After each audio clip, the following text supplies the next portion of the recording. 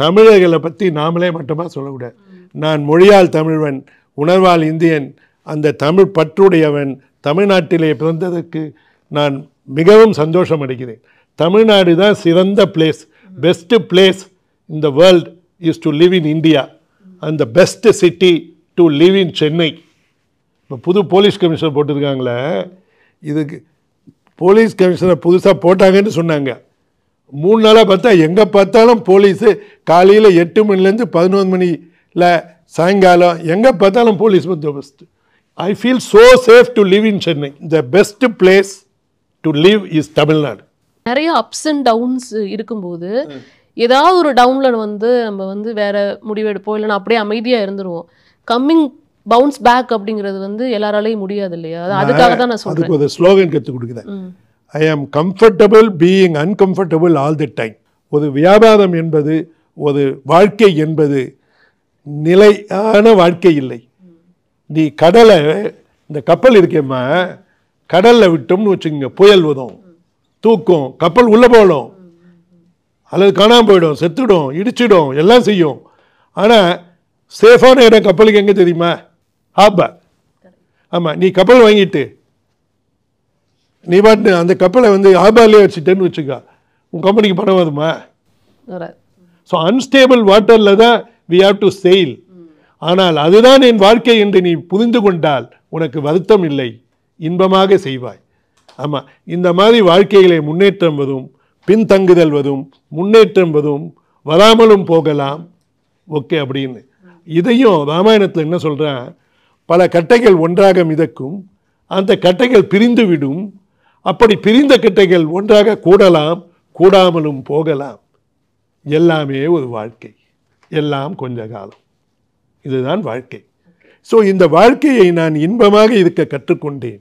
எனக்கு நான் காலையில் எழுந்தவுடன் இது ஒரு புதிய தினம், அந்த தினத்திலே வருகின்ற தோல்விகளை சந்திக்கின்றேன், வெற்றிகளை சந்திக்கின்றேன், தென் மறுநாளை சந்திக்க நான் தயாராகின்றேன். அம்பானி அவங்களோட குரூப்ஸ் எடுத்துக்கிட்டோம் அப்படின்னா, ஒரு பிஸ்னஸ் ஆல்ரெடி இங்கே சக்ஸஸ் ஆகிருக்கும், அதை வந்து அவங்க ரீக்ரியேட் பண்ணுவாங்க. அது நீங்கள் எப்படி பார்க்குறீங்க? அது ரெண்டுமே தவறில்லை. நீங்கள் அம்பானின்னா ஜியோன்னு தெரிஞ்சுக்கிட்டீங்க. அம்பானி வந்து ஒரு ராமர் மாதிரி, நான் வந்து அனுமான் மாதிரி. உங்களுக்கு எக்ஸ்பிளைன் பண்ணணுன்னா ஓகே, அல்லது அனுமானை பற்றி எக்ஸ்பிளைன் பண்ணுவோம், ராமரை விட்டுருவோம். தோல் கண்டா தோலே கண்டான்னுவாங்க. நீங்கள் ஜியோவை பார்த்தீங்கன்னா ஜியோ தான். நீங்கள் ஒரு 1 லட்ச ரூபா செலவு பண்ணுங்க, ஓகே, பணம் நான் தரேன். என்னால் கோடி கொடுக்க முடியாது, ஆனால் லட்சங்கள் கொடுக்க முடியும். ஆனால் லட்சங்கள் என் லட்சியம் அல்ல. ஓகே, ஸோ அந்த 1 லட்ச ரூபா கையில் கொடுக்குறேன், ஓகே, செலவு பண்ணுங்கன்ற. அந்த பணத்தில் ஒரு 5 பேருக்கு ஒரு கண்டிஷன் போடுவேன், ஓகே, அந்த 5 பேருக்கும் அந்த பணம் போகக்கூடாது, அது இல்லாமல் நீங்கள் செலவு பண்ணணுன்னு. அப்புறம் சிவா இந்த பணமே வேணாம், நீயே வச்சுக்கியான்னு கொடுத்துட்டு போயிடுவேன். யார் யார் 5 பேர்னா, சென்ட்ரல் கவர்மெண்ட்டுக்கு ஜிஎஸ்டி, ஸ்டேட் கவர்மெண்ட்டுக்கு அதில் பாதி, 2 பேர் ஆச்சு. 3 பேர் அடானி.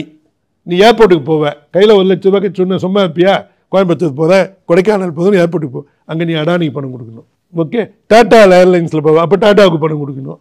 ஓகே, ஏதாவது சிப்ஸ் பாக்கெட்டை கடையில் போய் வாங்குவேன், மாட்டில் வாங்குவேன், ஓகே, அல்லது ஃபோனில் பேசுவேன், ஜியோவுக்கு பணம் கொடுக்கணும். முடியாது.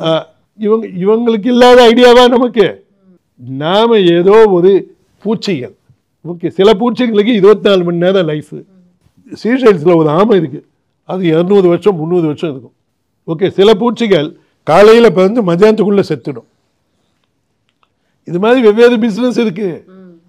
நீங்கள் நினைக்கிற மாதிரி நான் ஜியோவை பார்த்தோ, டாட்டாவை பார்த்தோ, அடானியை பார்த்தோ எல்லாம் வியந்ததில்லை.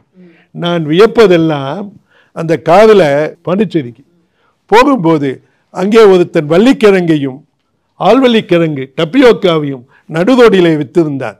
அவன் என்ன பிஸ்னஸ் படிச்சிருக்கான், என்ன மார்க்கெட்டிங் ரிசர்ச் பண்ணியிருக்கான், யாரை நம்பி அந்த கடை வைத்திருக்கிறான்?